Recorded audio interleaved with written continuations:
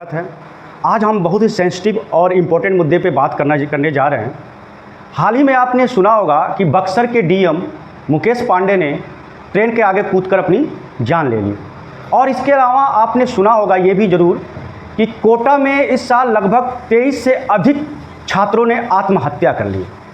यहाँ पे एक बहुत बड़ा सवाल उठता है कि लोग आत्महत्या क्यों करते हैं, और विशेषकर ये मामला तब और तूल पकड़ लेता है और भी समझ से परे हो जाता है कि सफल लोग जिनके पास पोस्ट है, पैसा है, प्रतिष्ठा है, पावर है, वो लोग सुसाइड क्यों करते हैं। बड़े बड़े एक्टर, बड़े बड़े अरबपति क्यों सुसाइड करते हैं, आखिर इसकी वजह क्या है और इसका समाधान क्या है और इसके लक्षण क्या है। इन बातों पे अगर हम ध्यान दें तो हम अपने आसपास होने वाले न सिर्फ लोगों की जान बचा सकेंगे, बल्कि जिनमें सुसाइड की प्रवृत्ति पाई जाती है उसको रोक सकेंगे हम। तो आइए हम पहले समझते हैं कि लोग सुसाइड क्यों करते हैं। सबसे पहला केस हम लेते हैं बक्सर के डीएम मुकेश पांडे की। मुकेश पांडे 15-20 साल लगातार स्टडी करने के बाद, एकेडमिक पढ़ाई और तैयारी करने के बाद डीएम बनते हैं। डीएम बनना, आईएएस बनना भारत के हर बच्चे का सपना होता है। आईएएस बनते हैं जिससे उनके पास पावर, पैसा, ग्लैमर सब कुछ आ जाता है। लेकिन क्या वजह है कि उसके बावजूद सब कुछ होते हुए भी वो ज़िंदगी से तंग आ गए और आत्महत्या कर लिया। सुसाइड नोट में मुकेश पांडे ने जो सुसाइड नोट छोड़ा उसमें बताया कि उनकी मौत की वजह है कि उनकी पत्नी और माँ बाप के बीच में होने वाले झगड़े से वो परेशान हो चुके थे। मतलब उनका मौत का जो कारण था वो था फैमिली, परिवार। और इंसान तभी सुसाइड करता है जब उसके सारे रास्ते बंद नज़र आते हैं, जब उनको कोई रास्ता नहीं नज़र आता है, जीवन में कोई समाधान नहीं नज़र आता है, आशा की कोई किरण नज़र नहीं आती, चारों तरफ निराशा, अवसाद नज़र आता है, तभी इंसान आत्महत्या करता है। और सबसे बड़ी वजह वो विकल्प नहीं चुन पाता है, डिसीजन नहीं ले पाता है कि आगे क्या करें। मुकेश पांडे के पास दो विकल्प थे, या तो पत्नी का साथ देते तो माता पिता को छोड़ना पड़ता, माता पिता का साथ देते तो पत्नी को छोड़ना पड़ता। अब वो दोनों को नहीं छोड़ना चाहते हैं, इसलिए उन्होंने अपनी ज़िंदगी को ही छोड़ दिया। इसके अलावा एक और केस जो बड़ा दिल दहलाने वाला है वो है कोटा में 23 बच्चों ने, आधिकारिक रूप से 23 बच्चों ने आत्महत्या कर ली इस साल। और उसमें से अधिकतर बच्चे गरीब परिवार के हैं और यूपी बिहार से हैं। बच्चों ने क्यों आत्महत्या की, तो उसका कारण है परिवार और समाज। हमारे समाज का ऐसा स्ट्रक्चर है, अगर पड़ोसी का बच्चा डीएम बन गया, डॉक्टर बन गया, इंजीनियर बन गया, तो हम अपने बच्चों को भी बनाएंगे, भले ये जाने बिना कि उसका इंटरेस्ट क्या है, वो आगे क्या करना चाहे, ज़बरदस्ती अपनी इच्छाओं को उसको थोप देंगे और भेज देते हैं लोग पढ़ने के लिए। आपको ये जान के हैरानी होगी कि कोटा में जो अधिकतर बच्चे हैं वो 12-13 से लेके 15-16 साल के बच्चे हैं। यानी उन बच्चों में तो डिसीजन मेकिंग की क्षमता भी नहीं होती है, करियर चुनने की। यानी माँ बाप ज़बरदस्ती भेज देते हैं और एक तरीके से मौत के मुंह में धकेल देते हैं, ये जाने बिना कि बच्चे का इंटरेस्ट क्या है, वो आगे क्या करना चाहता है। अधिकतर बच्चे वहाँ जाते हैं क्योंकि आप तो जानते हैं कोटा को कोचिंग फैक्ट्री कहा जाता है, जहाँ लोग मेडिकल और इंजीनियरिंग की तैयारी करने के लिए जाते हैं। लेकिन वो उस कोचिंग की फैक्ट्री की असलियत कोई नहीं जानता है। वहाँ सफल वही बच्चे होते हैं जिनका एकेडमिक बहुत अच्छा होता है, रिसोर्स बहुत अच्छे होते हैं। गरीब परिवार, नाई, धोबी, मजदूर का बच्चा देखा देखी चला जाता है, और जब वो सपनों को नहीं पूरा कर, जब इंट्रेंस में बैठता है, इंट्रेंस नीट वगैरह का, जेई वगैरह का नहीं निकल पाता है, तो एक दबाव फील करता है, आर्थिक और सोशल। माँ बाप ने घर गिरवी रख के, खेत बेच के हमें पढ़ाया, मैं कुछ नहीं कर पाया, या फिर मैं यहाँ से जाऊँगा तो समाज क्या कैसे देखेगा, कैसे मुझे लेगा। इस प्रेशर में आके, इस उहापोह में, इस कंट्रोवर्सी में, संघर्ष में झेलते झेलते, द्वंद्व झेलते उनका दिमाग थक जाता है। फिर सोचते सोचते वो परेशान हो जाते हैं, तो अंत में उनको चाहिए शांति, और शांति मिलती है मौत से, तो सुसाइड कर लेते हैं। और कोटा में जो आत्महत्या बच्चे कर रहे हैं उसका सबसे बड़ा जिम्मेदार हमारी सोसाइटी है, समाज है। क्योंकि हमारे समाज में लोग असफल लोगों को ऐसे लेते हैं कि जैसे कोई मर्डरर है, टेररिस्ट है। अगर कोई असफल व्यक्ति समाज में आ जाता हो तो ऐसे घूरते हैं कि जैसे उसने पता नहीं कौन सा अपराध कर दिया है, भले अपने कुछ ना कर पाए हों, लेकिन असफल व्यक्ति को ऐसे घूरते हैं, पता नहीं वो क्या देख लिए। तो इससे क्या होता है, जो व्यक्ति असफल हो जाता है वो अनकंफर्टेबल फील करता है। तो हमारा सोसाइटी ही सबसे बड़ा जिम्मेदार है आत्महत्या का, फैमिली के बाद। तो आइए, इसके अलावा क्यों दुनिया के बड़े बड़े लीजेंड, अरबपति, सेलिब्रिटी आत्महत्या क्यों करते हैं, जिनमें हम नाम ले सकते हैं लीथ हेजर की। लीथ हेजर दुनिया का हॉलीवुड के सबसे महान एक्टरों में से थे। उनके द्वारा निभाया गया जोकर का किरदार बैटमैन में आज भी मेरा तो फेवरेट है, ऑल टाइम फेवरेट है। मैं बार बार उस जोकर किरदार को देखता हूँ, इंस्पायर होता हूँ पॉजिटिव वे में। उन्होंने क्यों आत्महत्या कर ली, ऑस्ट्रेलिया के लीथ हेजर। इसके अलावा ब्रिटेन के अरबपति 2009 में जोनाथन रैट, जिनकी जिनकी संपत्ति अरबों खरबों में है, अचानक उन्होंने क्यों आत्महत्या कर ली। और अमेरिका के एम ब्लैक, इनकी संपत्ति भी अरबों खरबों है, सब कुछ इनके सारी सुख सुविधा, उसके बावजूद भी आत्महत्या कर ली। तो आत्महत्या एक मनोवैज्ञानिक कारण है। और ध्यान से सुनिए, ये कोई व्यक्ति भी कर सकता है, कोई व्यक्ति जो दिन रात हंसता हो वो भी कर सकता है, जो दुखी हो वो भी कर। जरूरी है कि आप उनके लक्षण को पहचानें और सही समय पर उपाय कर दें। दुनिया के सबसे बड़े मनोवैज्ञानिक सिगमंड फ्रायड, जिन्होंने मनोविज्ञान को विषय के रूप में स्थापित किया, हालांकि 20वीं शताब्दी में उनका मजाक उड़ाया गया कि ये कौन सा विषय है मनोविज्ञान, ये कौन सा। तो खैर आज तो वो प्रूफ हो चुका है कि मनोविज्ञान आज के समय सबसे बड़ा विषय है।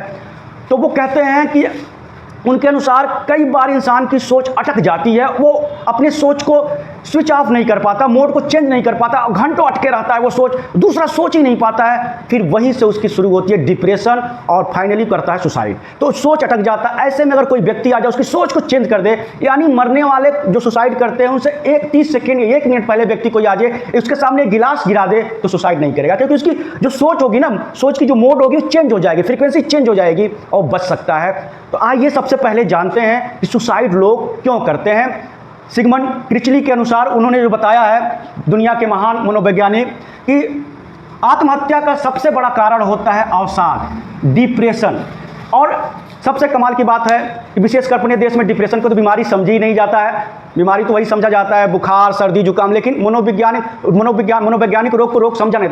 तो अपने यहाँ तो डिप्रेशन लोग पहचानते ही नहीं है। डिप्रेशन में कोई व्यक्ति गया तो जान ही नहीं पाता है डिप्रेशन में है। हालांकि डिप्रेशन का लक्षण है वो व्यक्ति एक ही जगह देखेगा, बार बार अपने बालों को लपेटेगा घंटों तक और एक ही बात करेगा, दूसरी की बात नहीं सुनेगा। ये सब डिप्रेशन का लक्षण है जो समझ। तो उसको तुरंत उपाय कराइए, तुरंत चिकित्सक है मनोवैज्ञानिक से उसका उपाय कराना। तो डिप्रेशन है, और डिप्रेशन फाइनली जब इतना बढ़ जाता है कि चारों तरफ उसे निराशा दिखाई देती है, हर जगह आपका अंधेरा अंधेरा दिखाई देता है, जीवन में कोई उमंग नहीं, कोई जोश नहीं है, ना उसे किसी चीज़ में इंटरेस्ट नहीं है, तो उसको ज़िंदगी में मज़ा आना बंद हो जाता है और फिर फाइनली वो सुसाइड कर लेता है। तो सबसे बड़ा कारण है डिप्रेशन। दूसरा, उनमें जो लक्षण होता है, जो सुसाइड करने वाले होते हैं वो हमेशा बेचैन रहेंगे, घबराए रहेंगे, उनको कहीं अच्छा नहीं लगेगा, 2 मिनट यहाँ बैठेंगे फिर वहाँ जाएंगे, वहाँ। तो ये भी एक लक्षण है जिसको आप पहचान कर मनोवैज्ञानिक उपाय कर सकते हैं, समाधान कर सकते हैं। तीसरा है, उस व्यक्ति का किसी चीज़ में दिलचस्पी नहीं होगा, जिसमें वो पहले दिलचस्पी लेता था वो धीरे धीरे खत्म हो जाए। उसको फिल्म देखने में मजा आएगा, न स्पोर्ट्स खेलने में मजा आएगा, न खाने में मजा आएगा, न पढ़ने में मजा आएगा, न दोस्तों से मिलने में मजा, कहीं इंटरेस्ट नहीं है। कुछ भी बात करेंगे तो मुंह गिराया रहेगा, वो हंसेगा नहीं। तो दिलचस्पी, उसका इंटरेस्ट लूज कर। जैसे ही आप कोई व्यक्ति मिले आपके आसपास या परिवार में जिसका किसी चीज़ समझिए वो मनोवैज्ञानिक रोग से ग्रसित है, उसका तुरंत उपाय कराइए, नहीं तो फाइनली व्यक्ति सुसाइड कर लेगा। क्योंकि जीवन में जब खुशी नहीं रहेगी, उमंग नहीं रहेगी, जी के क्या करेगा। अगला है उसकी नकारात्मक सोच। वो हमेशा आपसे निगेटिव बात करेगा, निगेटिव ही सोचेगा और दुनिया में बस उसको निगेटिव चीज़ें ही दिखाई देंगी, आतंकवाद, भुखमरी, वो अच्छी चीज़ें देख ही नहीं पाएगा।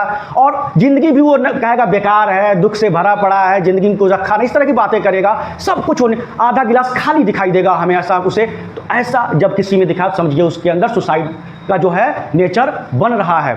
और सबसे बड़ी चीज़ है भविष्य की चिंता, जो युवाओं में होती है। कल क्या करेंगे, ये महंगाई बढ़ रही है, माँ बाप का प्रेशर, भविष्य में उसे IAS बनना है, बिजनेसमैन बनना है, बड़ी बड़ी इच्छाएं पाल रखी है, मर्सिडीज कार, BMW, ये सब पूंजीवाद की देन है, कैपिटलिस्ट का जोन है। तो उनको समझना चाहिए, सोशलिज्म को भी लेकर चलना चाहिए। और सबसे बड़े हमारे आजकल के जब समय में दुश्मन है तो हमारे माँ बाप बचपन से ही हमें बताते हैं ये बनो, वो बनो, अरबपति बनो, मुकेश अंबानी की तरह बनो, सचिन तेंदुलकर बनो। अरे बच्चे का जीवन वो पैदा लिया है अपने लिए, आपके लिए नहीं लिया है। आप अपनी बातों को इंपोज कर रहे हैं, अपनी इच्छाओं महत्वाकांक्षाओं को थोप रहे हैं, जो आप नहीं कर पाए बच्चे पे थोप रहे हैं। अरे वो आपका अपना जीवन था, आप नहीं कर पाए, बच्चे से क्यों करवाना चाहते हैं। उसका अपना जीवन जैसे मन करे वो जिए, उसको जीने दीजिए, क्योंकि जीवन ही सबसे बड़ा अनमोल चीज़ है। उससे बड़ी चीज़ दुनिया में कुछ भी नहीं है। तो इस चीज़ को ध्यान रखें, कभी भी बच्चों पर इंपोज ना करें। उसे जो करना है करने दें, उसको पान की दुकान खोलना है खोलने दें, उसे एक्टिंग करना है करने दें, उसे गाना गाना, IAS बनना, दरोगा बनना है, जो भी बनना है उसे बनने दें। कभी भी अपनी इच्छाओं को इंपोज नहीं करेंगे तो धृतराष्ट्र की तरह आप वो भी होगा, अपने 100 बच्चों का हत्यारा वो बन गया। तो इस तरह धृतराष्ट्र न बने कभी, और अपने बच्चों की इच्छाओं का कद्र करें।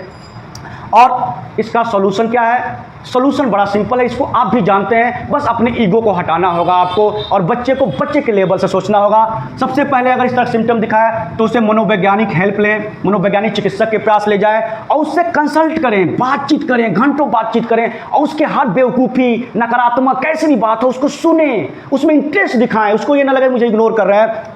और सबसे महत्वपूर्ण से सिंपैथी रखें, सहानुभूति रखें। उसे ये पागल या बीमार या उससे गुस्सा मत हो, उसके साथ सिंपैथी, नहीं तो आत्महत्या कर लेगा, फिर अपने आप को दोष देते फिरिएगा।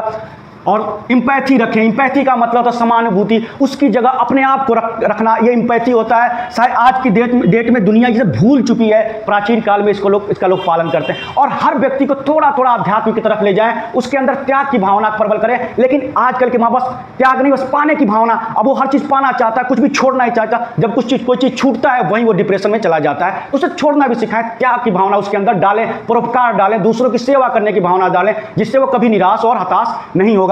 और सबसे महत्वपूर्ण बात, उसके इंटरेस्ट के खिलाफ कोई काम ना करें बच्चे का।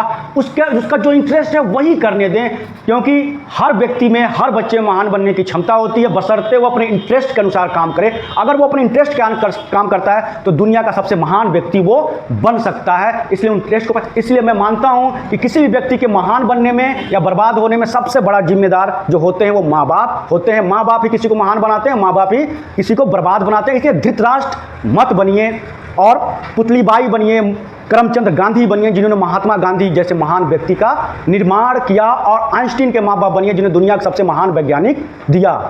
Thank you very much, have a nice day.